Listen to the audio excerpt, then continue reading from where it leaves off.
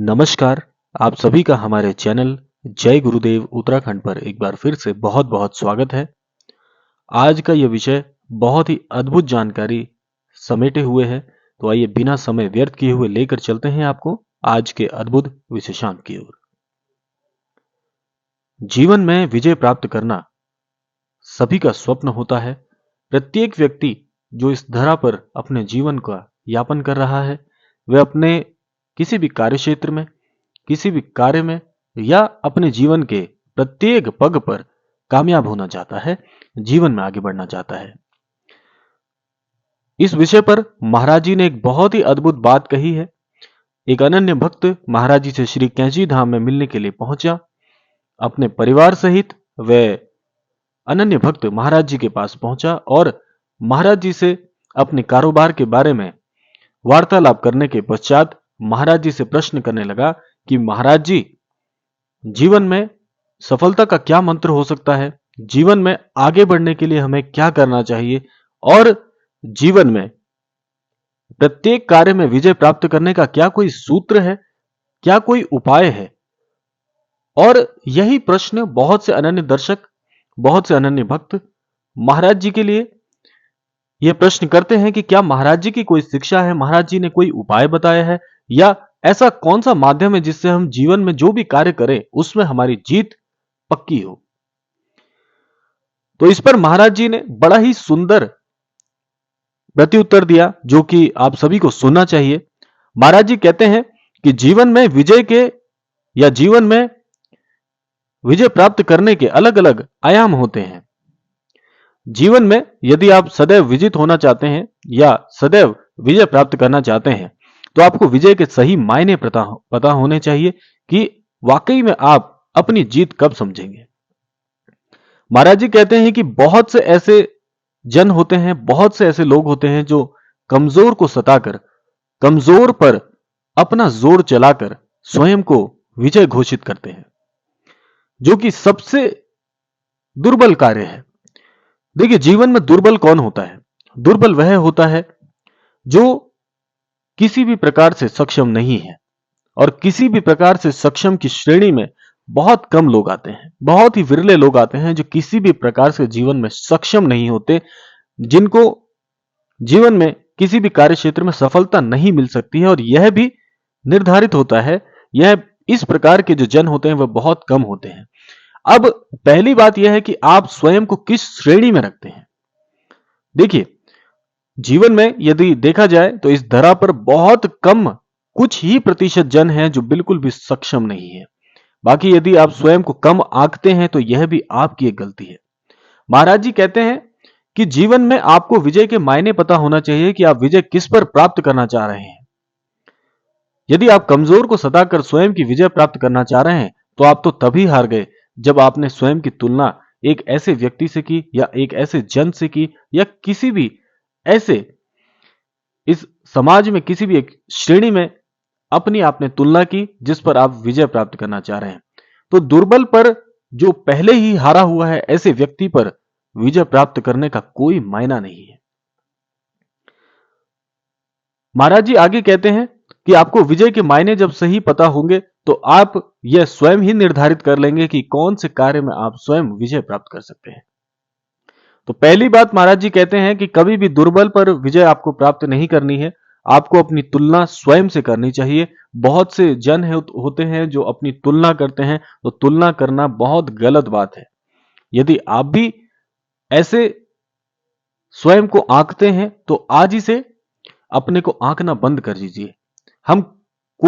हमें किसी भी प्रकार से अधिकार नहीं है हम किसी के साथ अपनी तुलना करें, क्योंकि प्रत्येक मनुष्य बुद्धि से, अपने विचारों से सबसे अलग होता है।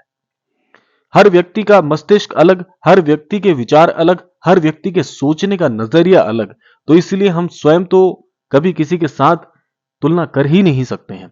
यदि आप जीवन में तुलना करना चाहते हैं तो स्वयं के साथ तुलना कीजिए, स्वयं के साथ एक होड़ रखिए जीवन में आगे बढ़ने की।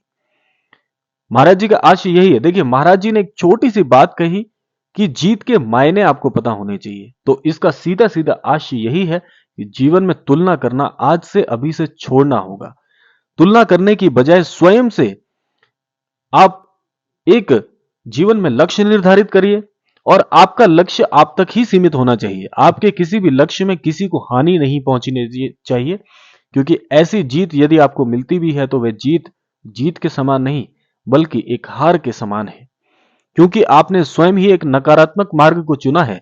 नकारात्मकता जैसे ही जीवन में आपको प्रवेश करती है आपके जीवन में, तो आपका जीत के जो मायने होते हैं वह पूरी तरह से बदल जाते हैं। तो इसलिए जीवन में आपका एक दृष्टिकोण होना चाहिए और जीवन में स्वयं से स्वयं की होड़ होनी चाहिए। आप तुलना करने की बजाय स्वयं से स्वयं की होड़ रखेंगे तो जीवन में आपको कोई हरा नहीं सकता। ये बात आप रेखांकित कर लीजिए। आपकी होड़ आपसे होनी चाहिए, आपके लक्ष्य निर्धारित होने चाहिए। आप श्रीमद् भगवत गीता आप सभी ने पढ़ी होगी, जितने भी दर्शकों ने पढ़ी है वह अच्छे से इस बात को जानते हैं। जहां पर अर्जुन का प्रसंग आता है तो अर्जुन और श्री कृष्ण के संवाद में आप पाएंगे कि श्री कृष्ण ने अर्जुन को जो जो मार्ग बताए हैं वे जीत के लिए सबसे सबसे सटीक मार्ग हैं। और महाराज जी ने भी इसी बात पर प्रकाश डाला है कि जीत के मायने आपको पता होना चाहिए। जैसे आप जानते हैं महाभारत में अर्जुन अपनों पर ही प्रहार करने से पीछे हट रहे थे, तो श्री कृष्ण भगवान ने अर्जुन को ऐसे मार्ग बताए, ऐसे उनके उत्तरदायित्व उनको समझाए, जिससे वह जीवन में उन्होंने एक ऐसा आयाम स्थापित किया। उनकी उनकी जो विजय है वह आज भी दर्ज है हमारे धार्मिक जितने भी ग्रंथ हैं। तो विजय ऐसी होनी चाहिए जो इतिहास बन जाए, और ऐसी विजय तभी हो सकती है जब जीवन में आपका लक्ष्य निर्धारित होता है। और मुख्यतः यह विशेषांक हमारे सभी विद्यार्थियों के लिए भी है। जीवन में यदि आपने एक लक्ष्य निर्धारित किया हुआ है और स्वयं से स्वयं की होड़ है, तो फिर आपको जीवन में सफल होने से कोई नहीं रोक सकता। और ऐसे ही यह विशेषांक उनके लिए भी उपयोगी है जो किसी भी कार्य क्षेत्र से जुड़े हैं। जीवन में यदि आप आगे बढ़ना चाहते हैं, आप स्वयं को आज कुछ और आने वाले कुछ सालों के बाद, कुछ समय के बाद कुछ और देखना चाहते हैं, जीवन में बहुत बड़े बदलाव के विषय में सोच रहे हैं, तो आपको आज से ही तुलना करनी बंद करनी होगी, क्योंकि यह कर्म धरा है और कर्म प्रधान है।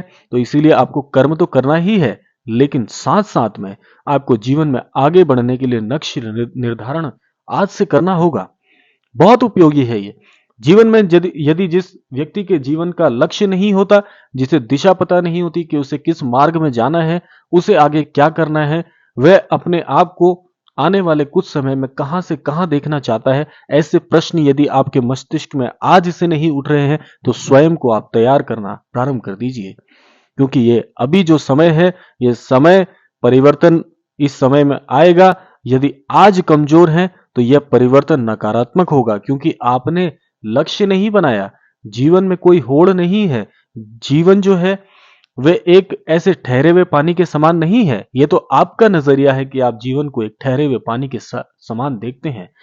जीवन की जो धारा है वह तो सदैव प्रवाहित होती है, क्षण क्षण पल पल ये जीवन एक धारा की तरह बह रहा है। यदि आप इस धारा के साथ नहीं बहते हैं तो आप स्वयं को कभी लक्ष्यवान नहीं बना सकते हैं, और ये लक्ष्य विहीन सा जीवन व्यर्थ है। तो इसीलिए स्वयं को जगाइए और जीवन में एक लक्ष्य बनाइए। विजय प्राप्त करने के लिए सबसे पहले लक्ष्य निर्धारण होना चाहिए। यदि जिसको लक्ष्य दिख रहा है, जिस व्यक्ति को अपना लक्ष्य दिख रहा है और उसने स्वयं से एक होड़ कर ली है, स्वयं से एक ऐसा युद्ध छेड़ दिया है कि नहीं, जीवन में ऐसे नहीं रहना, जीवन में बहुत आगे जाना है, तो इस प्रकार के प्रश्न आपके मस्तिष्क में चलते रहने चाहिए।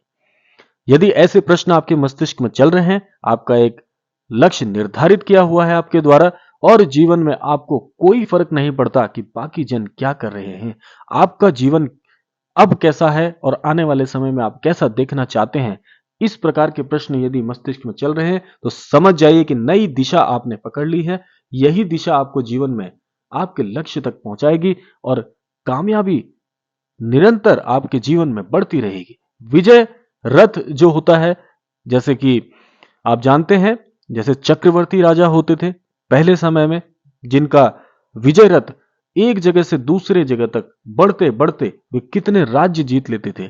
तो ऐसे ही जीवन में आपको चक्रवर्ती बनना चाहिए कि आप जिस भी कार्य में हाथ डालें वे कार्य विजयवान हो जाए, ऊर्जावान हो जाए, और आपकी कीर्ति, आपका यश चारों दिशाओं में फैल जाए, जीवन में ऐसा कुछ करिए तो आपका जीवन निश्चित तौर पर धन्य रहेगा और आप एक नया इतिहास लिखेंगे अपने नाम का, अपने परिवार का, अपने कुल का, और आप नाम रोशन करेंगे अपने गुरुजनों का, और ईश्वर की कृपा सदैव ऐसे ही आप पर निछावर होती रहेगी।